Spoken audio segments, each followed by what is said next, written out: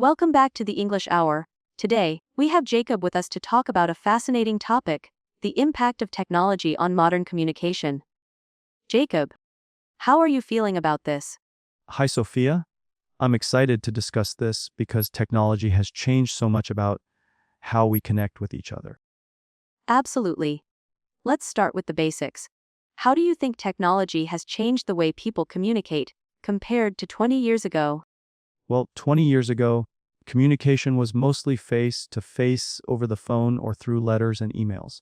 Now we have instant messaging, video calls, and social media, which make communication almost instantaneous. Right. And do you think this speed has positive or negative effects? Both. It's great because people can stay connected regardless of distance, but sometimes the speed sacrifices the depth and quality of conversations. Interesting point. So, are you saying that while technology connects us more frequently, it might also make some interactions feel more superficial? Exactly. We have a lot of brief interactions, like quick text or social media comments, but less meaningful, long conversations. That's a trade-off. What about the effect of social media platforms on communication skills? Social media encourages short, concise messages and sometimes even emojis and GIFs instead of full sentences, which can limit language development and deeper expression. Yes, emojis are fun, but do you think they replace actual words? They add emotion and context but can't replace the richness of language. Sometimes they help. Sometimes they oversimplify communication. Good insight. How has video calling changed things? Do you think it brings back some of the depth lost in texting? Video calls do bring back visual cues and tone of voice, which are essential for understanding. But they can also cause fatigue if overused. Zoom fatigue has definitely become a real thing. What about younger generations? Are they better or worse at communication because of technology? Younger generations are very skilled at digital communication, but might struggle with face to face interactions because they rely so much on screens. That's a valid concern. How can we balance using technology while maintaining strong interpersonal skills? We need to be mindful, use technology for convenience, but still prioritize face to face or voice conversations regularly.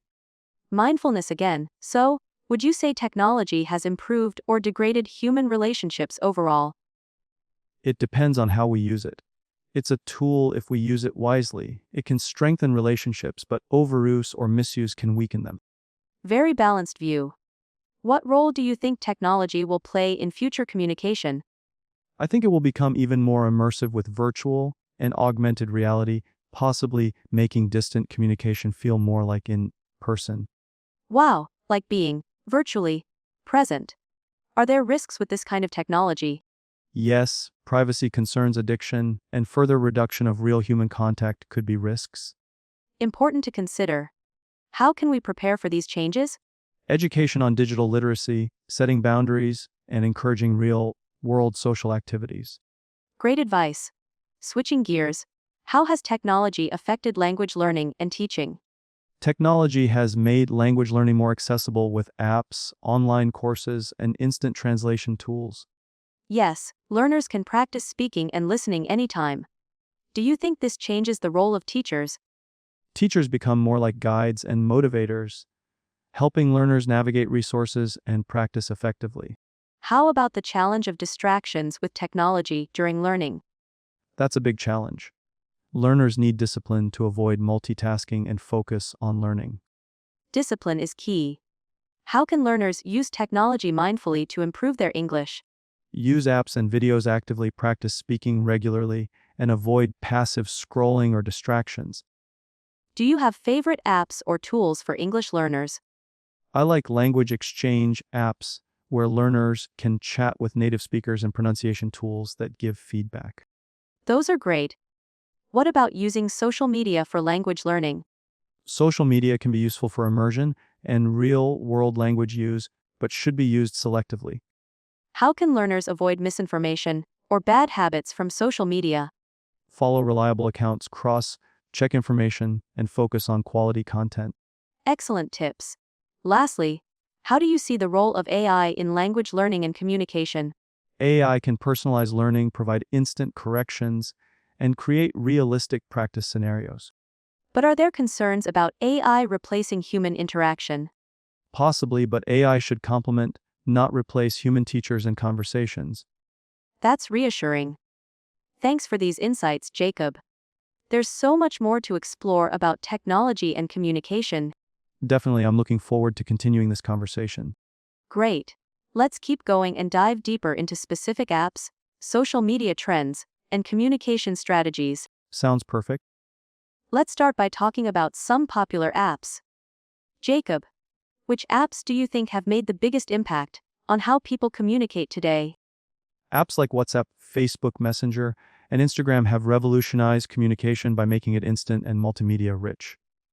People can send texts, voice notes, videos, and even live streams. Yes, these apps are everywhere. What about their influence on language use? Do they encourage more informal language? Absolutely.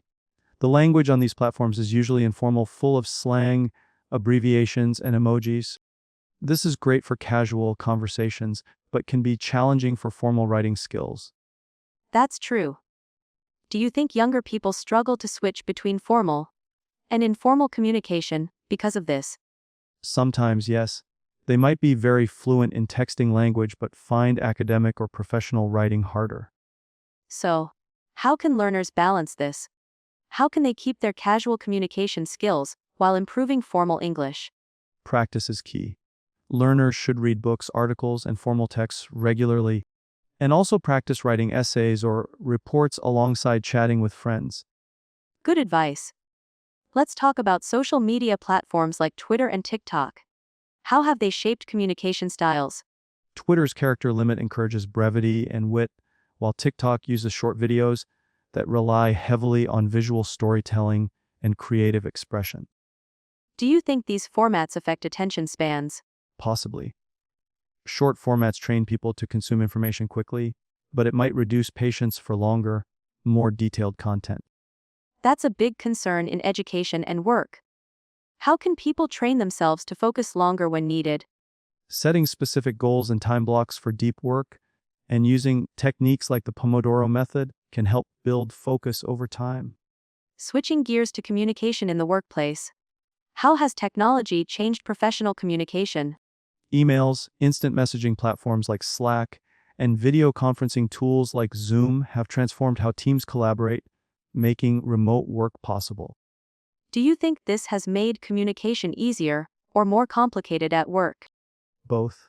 It's easier to connect instantly, but sometimes the sheer volume of messages can be overwhelming, leading to miscommunication or burnout. How can professionals manage this overload? Clear communication policies setting, message, times, and prioritizing face-to-face or video calls for important discussions help reduce overload. How about the etiquette around these tools? Are there new norms people should learn? Yes, like responding promptly but not immediately, being clear and concise, and using appropriate tones, especially since tone can be misinterpreted in text. That's a challenge, especially with emails. What tips do you have for writing effective professional emails? Use clear subject lines, keep messages brief but informative, and always proofread for tone and clarity. Great. Now, going back to social media, how can people use it positively for communication and personal growth?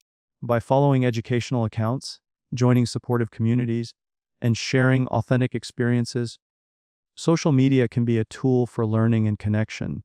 And how can users avoid negativity or misinformation on these platforms? Be critical of sources, avoid echo chambers, and take breaks when needed to maintain mental health. Speaking of mental health, how does technology impact it through communication? Technology can both support mental health through connection and resources, but also cause anxiety, FOMO, or social comparison. What advice would you give to maintain healthy communication habits online? Set boundaries, limit screen time, and engage in positive, meaningful interactions. Thank you, Jacob. Before we continue, what's your take on the future of communication with emerging technologies like AI and virtual reality? These technologies will create more immersive and personalized communication experiences, but we must be mindful of ethical and social implications. Yes, balancing innovation with humanity is crucial. Let's explore those ideas further as we continue our conversation. Let's dive deeper into AI's role in communication. Jacob, how do you think AI is changing the way we interact daily? AI is everywhere, from chatbots answering customer questions instantly, to personalized content recommendations on social media, and even smart assistants like Alexa or Siri helping with daily tasks. That's true. Do you think AI makes communication easier or less personal? It depends. For routine tasks, AI makes things faster and more efficient, but it can lack the empathy and understanding humans bring to conversations. So, when should we rely on AI, and when should human interaction be prioritized? AI is great for quick info or automation, but for sensitive, complex, or emotional communication, humans should lead. That's an important distinction. How do you see AI tools affecting language learning? AI-powered language apps can tailor lessons to individual needs, give instant feedback on pronunciation and grammar, and simulate conversations, which is a game changer for learners. Do you think AI can replace human teachers? Not completely. AI is a helpful supplement, but teachers provide motivation, cultural context, and emotional support that AI can't fully replicate. Good point. Let's talk about virtual reality, VR, and augmented reality, AR. How might these technologies transform communication? VR can create immersive environments where people feel like they're physically present together, which can improve remote meetings, education, and socializing. That sounds exciting. But are there challenges with VR and AR in communication? Yes, high costs, technology accessibility, and the learning curve are barriers.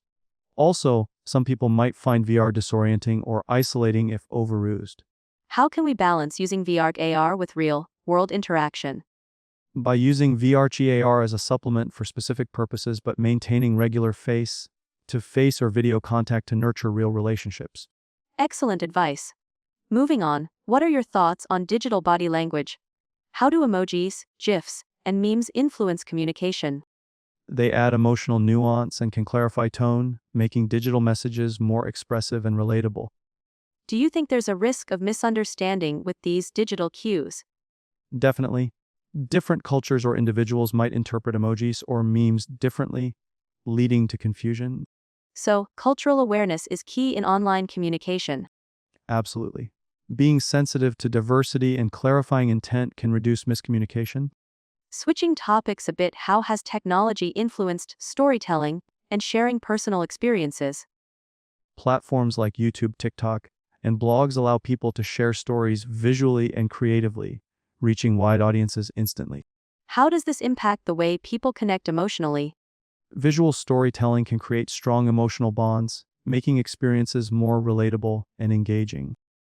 Do you think this changes the traditional oral storytelling tradition? It's an evolution.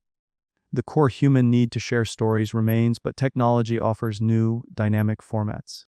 Very insightful.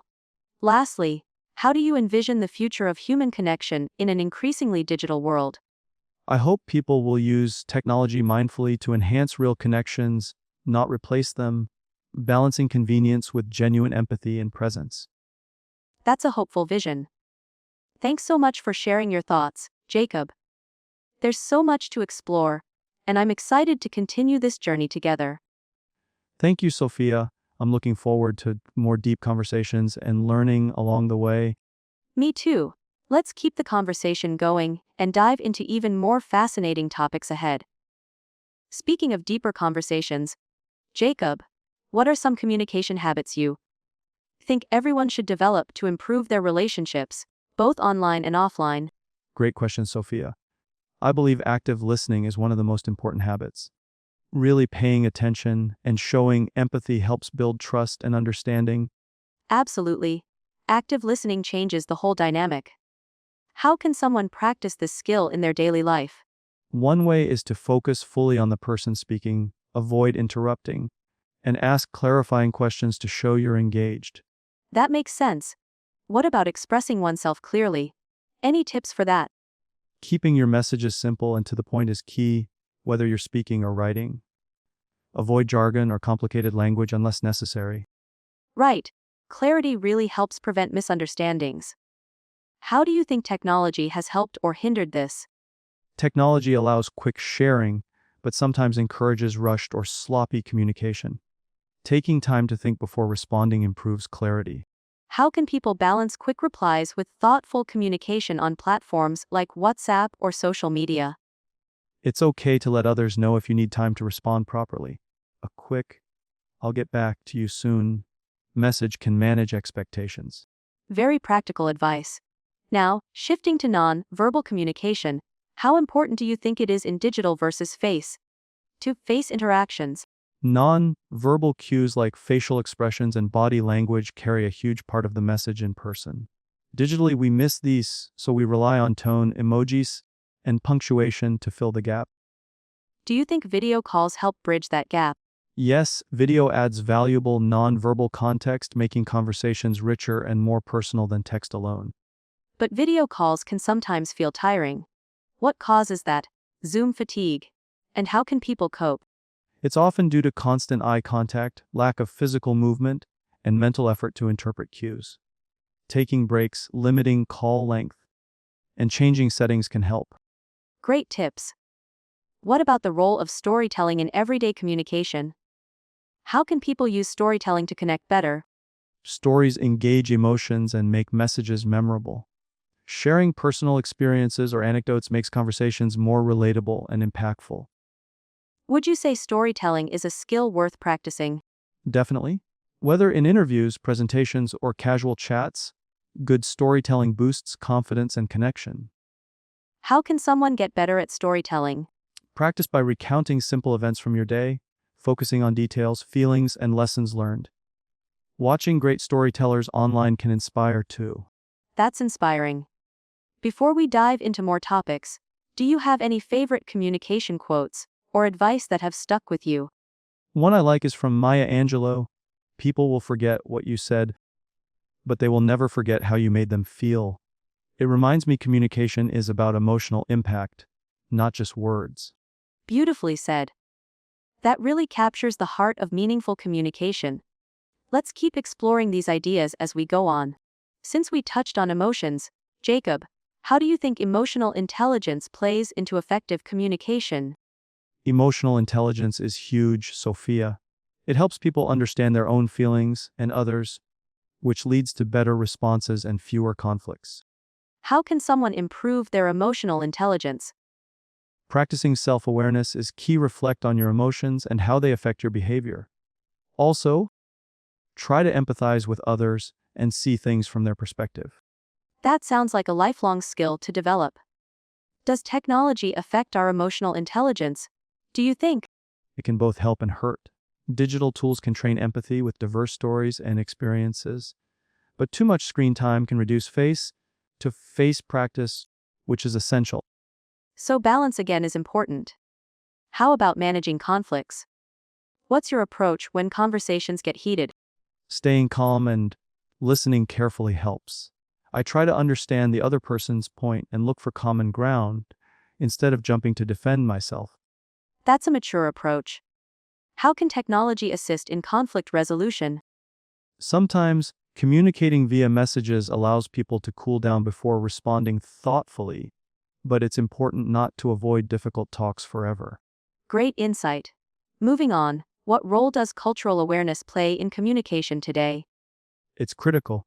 We communicate with people worldwide, and understanding cultural differences helps avoid misunderstandings and builds respect. Can you share an example where cultural awareness changed your communication? Once, I used a gesture that was friendly in my culture, but rude elsewhere. I quickly learned to research customs before meetings, which improved interactions. That's a valuable lesson for everyone. How can our listeners become more culturally aware? Stay curious, ask questions, read about other cultures, and be open-minded. Avoid assumptions and stereotypes. That openness creates more inclusive communication. Now, what are your thoughts on humor in communication? Humor can break the ice and build rapport, but must be used carefully to avoid offending or confusing people, especially across cultures. How can one use humor effectively in professional or new social settings? Light, inclusive jokes or funny observations work well. Avoid sarcasm or jokes about sensitive topics until you know the audience better. Excellent advice. Lastly, Jacob, what's one communication tip you'd give to someone just starting to learn English? Don't be afraid to make mistakes. Every conversation is practice, and confidence grows with experience. Keep listening, speaking, and asking questions. That's encouraging for all learners. Thanks again, Jacob, for sharing these amazing insights. I can't wait to explore more topics next time. Thanks, Sophia. I'm really enjoying this deep dive into communication. It's such a vast topic with endless angles to explore. Absolutely, Jacob. Maybe next time we can focus on communication in the workplace, or even social media etiquette. What do you think? That sounds perfect. Both are so relevant today, and there's a lot to unpack. I love how our conversations always open new doors for learning. Before we continue, have you had any recent experiences where communication surprised you? Actually, yes. I was in a group chat where a simple emoji changed the whole tone of the conversation. It reminded me how even small digital cues matter a lot. That's fascinating. Emojis really are the new body language for text chats, aren't they? Exactly. They add emotion and intent which can otherwise be lost in plain text. It's amazing how communication evolves. How do you keep up with these changes yourself? I try to stay curious and adapt. I follow tech trends, talk to people from different backgrounds, and always ask for feedback. That's a great habit. Being open to change is key to good communication. Speaking of which, how do you see communication evolving in the next decade? I think AI and immersive tech like VR will make conversations more interactive and realistic, but the human touch will remain essential. It's reassuring to know that no matter how much technology advances, genuine connection stays at the heart of communication. Definitely. And the more tools we have, the more ways we can express ourselves and understand each other. Well said, Jacob. I'm so glad we're having this conversation. There's so much more to explore, and I'm excited for what's next. Me too, Sophia. Thanks for inviting me to share these thoughts today. It's been a truly enriching experience. The pleasure's all mine. Let's keep this dialogue alive and continue learning together. Since we talked about evolving communication tools, Jacob, what do you think about the impact of social media influencers on how people communicate today? Social media influencers definitely shape trends in language and expression. They popularize slang, catchphrases, and even gestures that spread quickly across cultures. That's true. How can regular people navigate these fast, changing trends without feeling overwhelmed or left behind? I suggest being selective, follow influencers or communities that inspire you positively and reflect your values. Don't feel pressured to keep up with everything. That's a healthy mindset. Do you think social media has improved or worsened communication skills overall? It's a double-edged sword.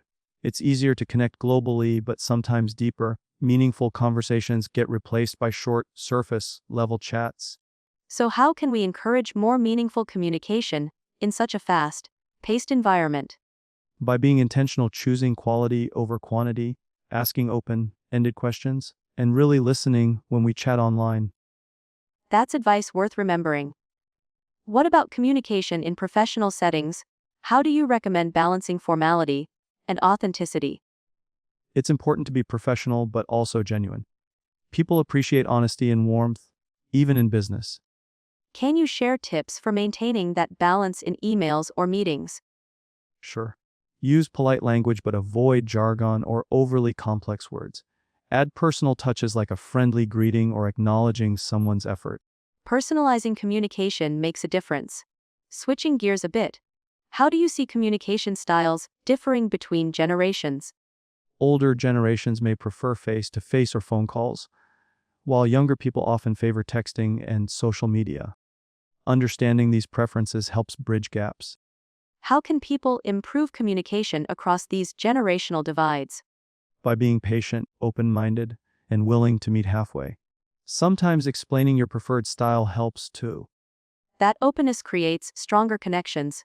Finally, what role does humor play in easing generational or cultural communication barriers? Humor is universal but subjective. Lighthearted jokes or shared funny stories can break tension and build rapport if done respectfully. Perfect. Jacob, thanks again for sharing such valuable insights today. There's still so much more we can explore in future episodes. Absolutely, Sophia. Looking forward to it. Jacob, before we wrap up for today, I want to dive a little deeper into how technology affects language learning. Have you noticed any particular tools or apps that really make a difference? Oh, definitely language learning apps like Duolingo and Babbel make practicing daily really accessible. Plus, platforms with real conversations like HelloTalk or Tandem give learners a chance to speak with native speakers in real time. Those apps have revolutionized how people study languages. What advice would you give someone who struggles with motivation when using these tools? Setting small, achievable goals helps a lot. For example, learning 5 new words a day or completing 1 lesson daily keeps the progress steady without being overwhelming. That's practical advice. How important do you think it is to balance digital learning with real life practice? It's crucial. Digital tools can teach vocabulary and grammar, but real life practice builds confidence and fluency, especially through face-to-face interaction. Speaking of real life practice, what are some ways our listeners can find speaking partners if they don't live in a multilingual environment?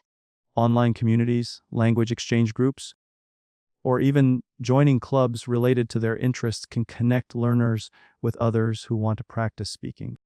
Great ideas.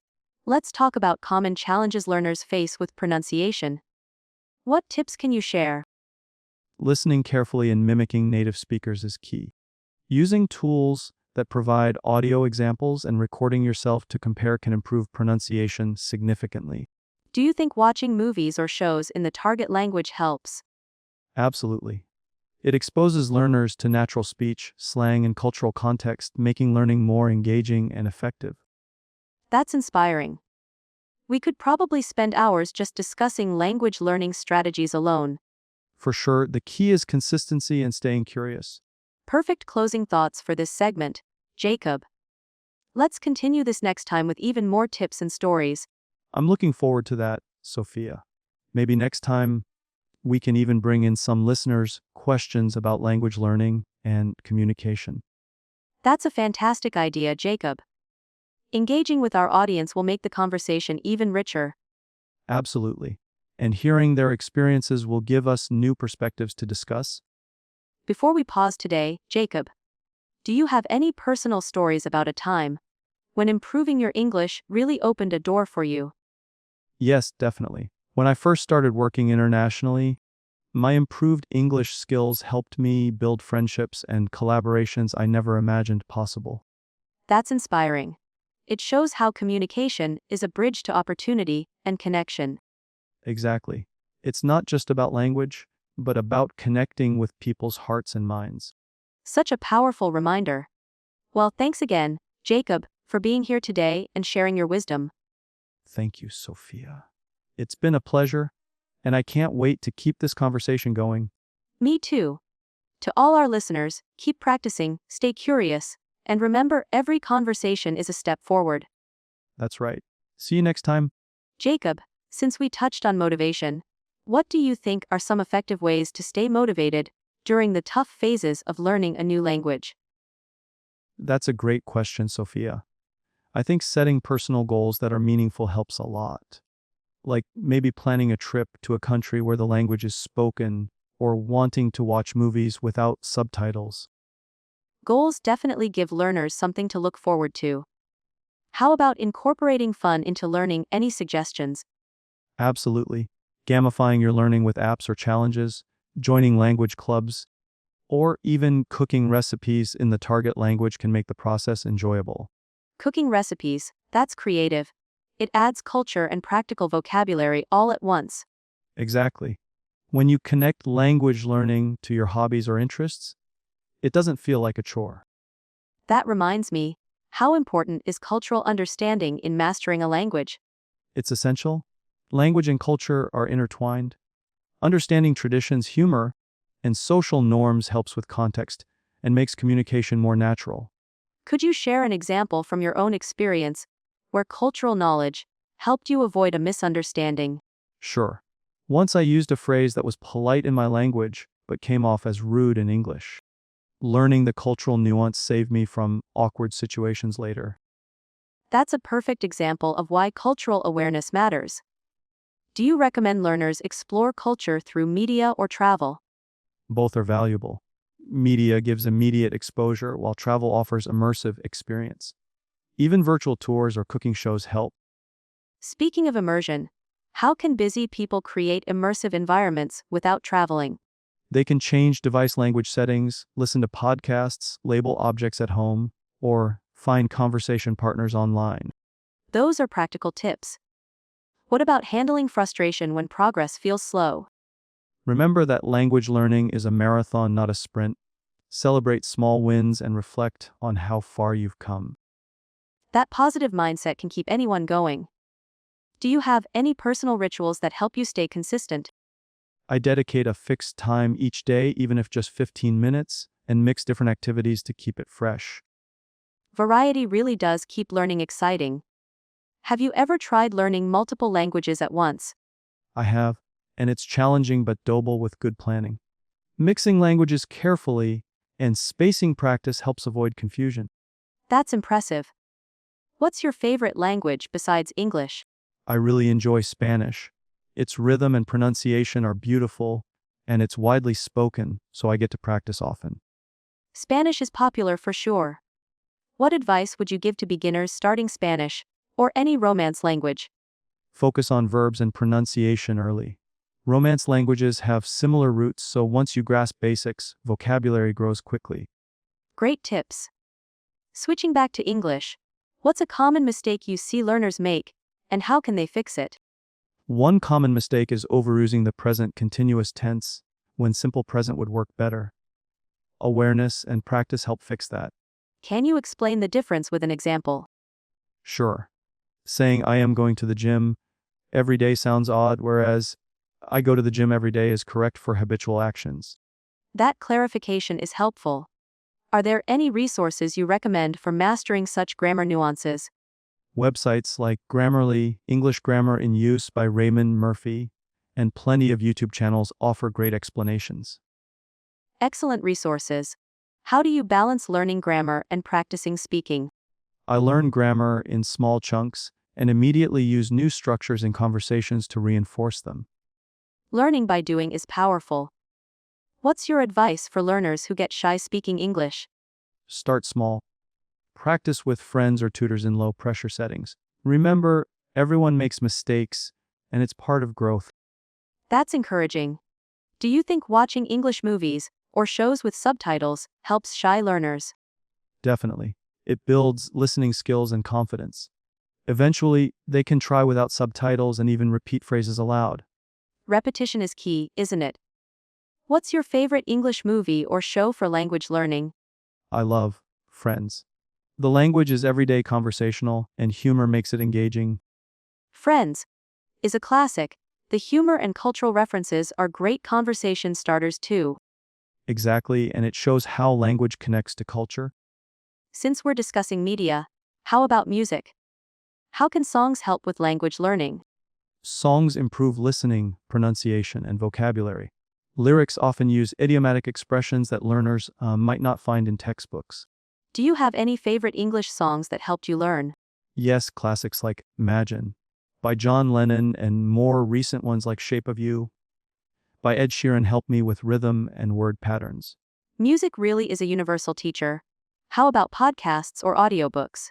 They're excellent for immersive listening, especially when learners can choose topics they're interested in. Personal interest keeps motivation high. Do you have a favorite podcast to recommend?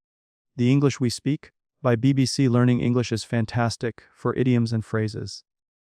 That's a solid recommendation. We should make a resource list for our listeners someday. Great idea. It would help learners find quality content without getting overwhelmed. Absolutely. Let's keep adding to that in future episodes. Now, Jacob, what do you think about the role of writing in language learning? Writing helps solidify grammar and vocabulary. Journaling daily or writing essays can improve clarity of thought and language skills. Do you encourage learners to get feedback on their writing? Yes, feedback is crucial. It highlights mistakes and areas to improve that learners might not notice themselves. How can learners find good feedback if they don't have a teacher? Online language communities, writing forums, or apps with correction features can provide helpful feedback. The internet really opens up so many opportunities for self-study and connection. It does. And blending all four skills, listening, speaking, reading, and writing, is the key to fluency. Speaking of reading, what kind of materials do you recommend? Start with graded readers, then move on to newspapers, blogs, or novels. Reading about topics you enjoy makes it easier. That's encouraging for learners who might feel intimidated by complex texts. Exactly. Gradual progression builds confidence and skill. Well, Jacob, this conversation keeps getting richer. Let's dive into learning strategies more deeply next time. I'm excited already, Sophia. There's always more to explore. Indeed. And for our listeners, remember, every little step counts in your language journey. Keep practicing, stay curious, and enjoy the process. We'll be here to guide you. Absolutely. Until next time, everyone. Sophia, since we're on the topic of enjoying the process, how do you personally keep your enthusiasm alive when the routine gets monotonous? That's a great question, Jacob. I try to mix things up. Sometimes I switch between reading, watching, listening, and speaking. Variety keeps my brain engaged. Same here. And I also remind myself why I started learning in the first place. Setting personal rewards for milestones helps too. Rewards are motivating. What kind of rewards do you usually give yourself?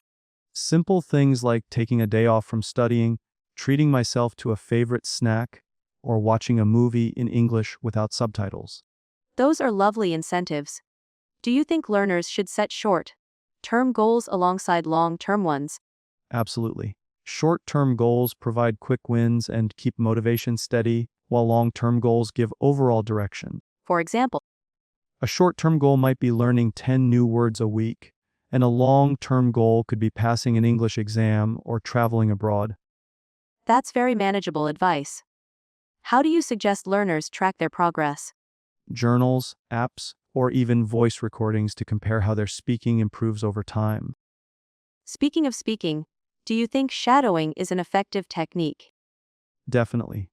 Repeating phrases right after hearing them helps with pronunciation and intonation. It can feel awkward at first, though. True, but practice makes perfect. Also, recording yourself and listening back can reveal areas to improve. That feedback loop is invaluable. Have you tried language exchange meetups? Yes, and they're fantastic. You get real conversations, cultural exchange, and immediate feedback. For those who are shy, what tips do you have to break the ice in those meetups? Start with simple topics like hobbies or food. Asking questions encourages others to talk and eases the pressure. That's reassuring. How about online language exchanges? Do you have favorites? Platforms like Tandem and HelloTalk are user-friendly and connect you with native speakers globally.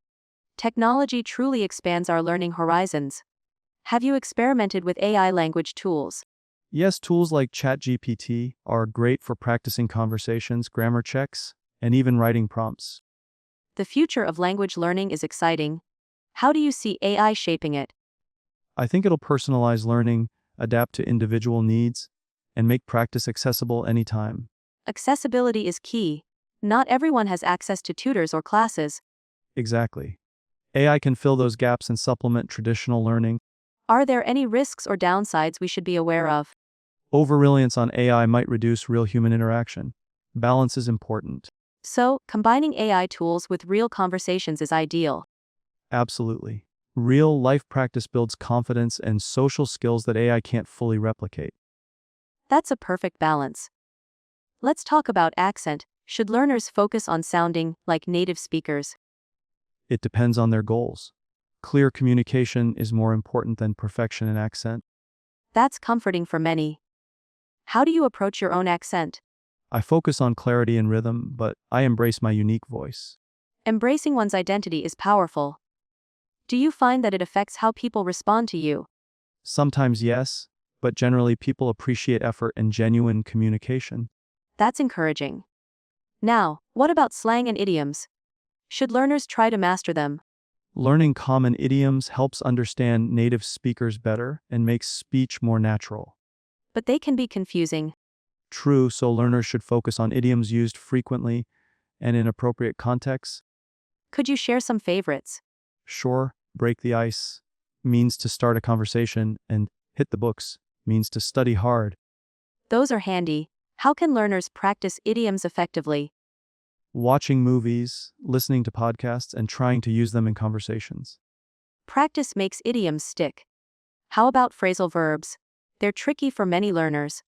Yes, but learning the most common ones first helps. Grouping them by verb or topic is useful. For example, Look up means to search for information, give up means to quit, and run into means to meet unexpectedly.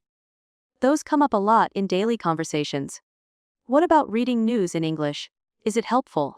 Very. It improves vocabulary, comprehension, and awareness of current events. Do you recommend any beginner-friendly news sources? News in Levels and BBC Learning English have simplified articles for learners. That's great. How important is consistency in reading? Crucial. Daily reading, even for 10-15 minutes, builds habits and fluency. What strategies can learners use if they find reading boring? Choose topics you enjoy like sports, technology, or fashion, and vary your materials. Variety keeps the mind interested. How about writing summaries of what they read? Excellent idea. Summarizing reinforces understanding and writing skills. Speaking of writing, how can learners overcome writer's block? Start with free writing or journaling without worrying about mistakes, then edit later. That reduces pressure and gets ideas flowing. Have you ever used mind maps for writing? Yes, they help organize thoughts visually and plan essays or stories. Visual tools can be powerful learning aids. How about learners who want to improve vocabulary fast? Flashcards, spaced repetition apps like Anki, and learning words in context rather than isolation. Context helps words stick better. Can you share an example of learning in context? Learning, run, with phrases like run a business, run late, or run a marathon gives richer meaning. That's very helpful. How important is pronunciation practice? Very important. Clear pronunciation aids understanding and boosts confidence. What tools or methods do you recommend? Pronunciation apps, repeating after native speakers, and recording yourself to compare. What about tongue twisters? Are they useful? Yes, they improve articulation and mouth muscle control. Could you share a favorite tongue twister? Sure, she sells seashells by the seashore. Classic. It's fun and challenging.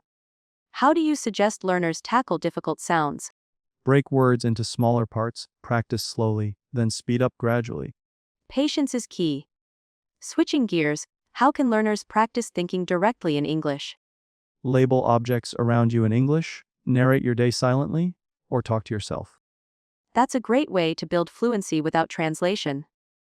Any tips to avoid translating mentally?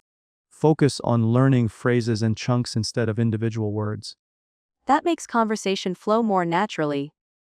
How about practicing listening comprehension? Listen to podcasts, watch videos, and try to catch keywords and overall meaning rather than every word. That's a good strategy to avoid getting stuck. What if listeners don't understand everything? That's normal. Repeated exposure builds comprehension over time. Patience and persistence pay off. How can learners measure their progress realistically? By setting benchmarks like being able to hold a conversation, understand a movie, or write an email. Celebrating those milestones keeps motivation alive. What's your advice for learners who want to take official exams like IELTS or TOEFL? Familiarize yourself with the format, practice sample tests, and focus on your weak areas. Any resources to recommend? Official websites, online courses, and mobile apps offer great practice materials. Excellent. How important is time management in exam preparation? Very. Setting a study schedule and sticking to it prevents last-minute stress. Do you think it's possible to balance exam prep with fun learning? Yes, mixing test practice with enjoyable activities keeps it balanced. That's reassuring. Jacob, this has been such an enriching conversation with so many practical tips. I'm glad to share, Sophia. Language learning is a journey, and sharing it makes it better. Absolutely. And to all our listeners, Remember, every step you take brings you closer to your goals. Keep exploring, practicing, and believing in yourself. The journey is worth it. We'll continue this conversation in future episodes with even more insights. Looking forward to it, Sophia. And to our listeners, keep the passion alive. Jacob, before we dive deeper, I'm curious, what's one unexpected challenge you faced while learning English that most people don't talk about? That's interesting. For me, it was dealing with false friends, words that look similar in my native language but have completely different meanings in English. Oh yes, that can be confusing. Can you give an example? Sure, the word actual in English means real or current, but in my language, a similar word might mean current, as in time, which can cause misunderstandings. I can see how that could trip someone up. How did you overcome this? By paying close attention to context and asking native speakers when I wasn't sure. Asking questions is so important. Many learners feel shy about that. Definitely. But most people appreciate when you show interest in learning. Absolutely. Now, let's talk about cultural differences. How important do you think it is to understand culture when learning a language? It's crucial. Language is deeply tied to culture. Understanding customs, idioms, humor, and social norms makes communication richer and more effective. Have you ever experienced a funny or awkward cultural misunderstanding? Once, I used a phrase that was polite in my country but sounded rude in English.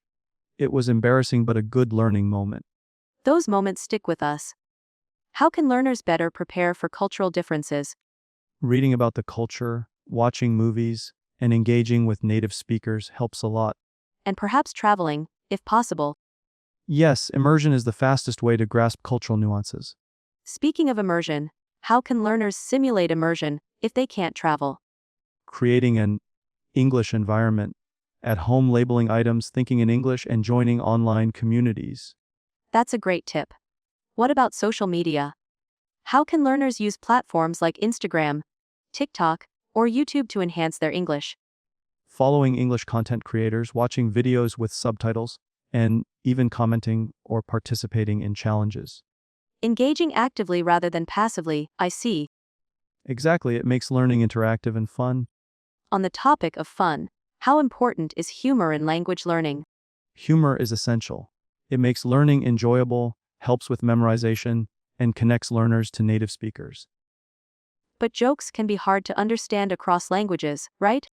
True, but exploring jokes and puns helps learners get a deeper sense of language play. Could you share a simple joke or pun for our listeners? Sure, why don't scientists trust atoms? Because they make up everything. Haha, that's a clever one. How about movies and TV shows? Any recommendations for learners at different levels? For beginners, cartoons and children's shows are great. Intermediate learners can try sitcoms like Friends, and advanced learners might enjoy dramas or documentaries. Subtitles or no subtitles?